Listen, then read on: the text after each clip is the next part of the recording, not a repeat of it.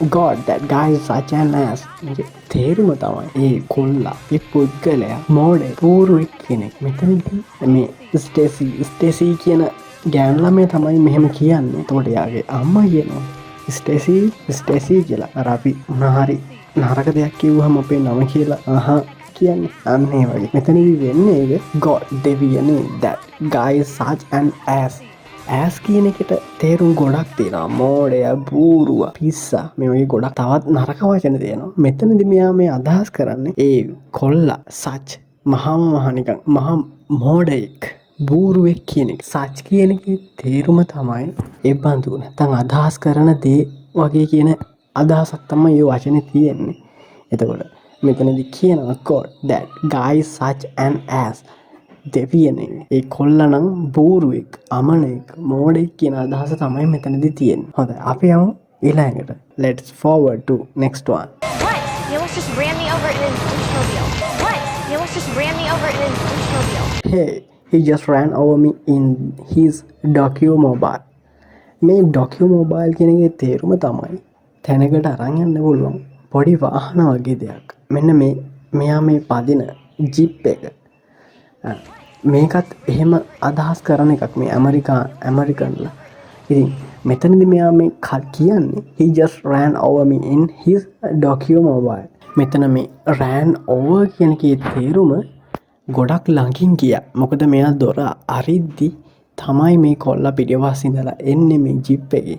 ඉතින් එතකොට මේ ස්ටේසි කියන ගෑනු ළමයා කියනවා he just ran over me. එයා මේ දැන් මේ මෙතනින් මේ ළඟින් ගියේ ඇඟ ළඟින් වගේ ගියේ ප්‍රමාණය ඉක්මවා ගියා. එයා පාරේ යන්න ඕනේ යම්කිසි දුරක් තියෙනවා ප්‍රමාණයක් තියෙනවා. ඒ ප්‍රමාණය ඉක්මවලා එයා ගොඩක් අයිනෙන් යනවා. අන්න එතකොට තමයි මෙයා මෙහෙම කියන්නේ.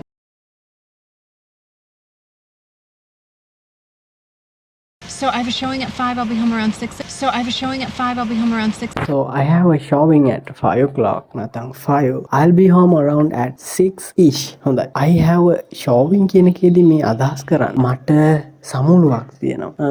මට මොකක් හරි මීටින් එකක්. ඒත් මෙතනදී කෙනෙක් මේ ෂෝ කියන එක දැක්කම යම්කිසි ප්‍රසංගයක් තියෙනවා කියලා අදහස් කරන්න පුළුවන්. හැබැයි මෙයා මෙතනදී මොකක් ගැනද කියන්නේ කියලා අපි දන්නේ නැහැ. මෙයා කියන්නේ එයාගේ ළමයි දෙන්නද I have a showing. මට මීටින් එකක් තියෙනවා. එහෙමත් නැත්නම් මට ෂෝ එකක් තියෙනවා කියලා. කොහොම නමුත් එතනදී එහෙම තමයි එතන අර්ථය. අපි යමු ඊළඟද කියනවා I'll be home around at 6-ish කියලා. I'll be home around මම ගෙදර ඉඳීවි 6 විතර වෙද්දි 6 වගේ වෙද්දි කියන එක තමයි මෙතන අදහස. මේ රවුන්ඩ් කියන එකේ තේරුම තමයි ඒ අවට කියන එක. ඒ කියන්නේ 6:05 වෙන්න පුළුවන්.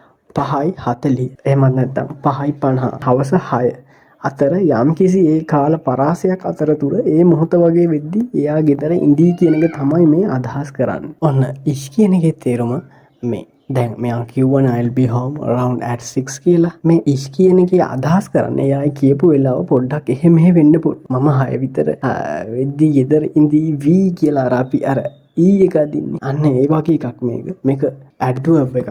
හැබැයි මේක ඉන්ෆෝමල්. ඒ කියන්නේ සාමාන්‍යයෙන් අපි යාළුවෝ අතර පවුලේ අයත් එක්ක කතා කරන්නේ. මේකේ සරලවම තේරුම මට මීටින් එකක් තියෙනවා 5ට මම ගෙදර ඉඳීවි 6 විතර වෙද්දි කියලා. ඉතින් ඔයා ඔන්න අද අලුත් වචනයක් ඉගෙන ගත්තා. ඉෂ්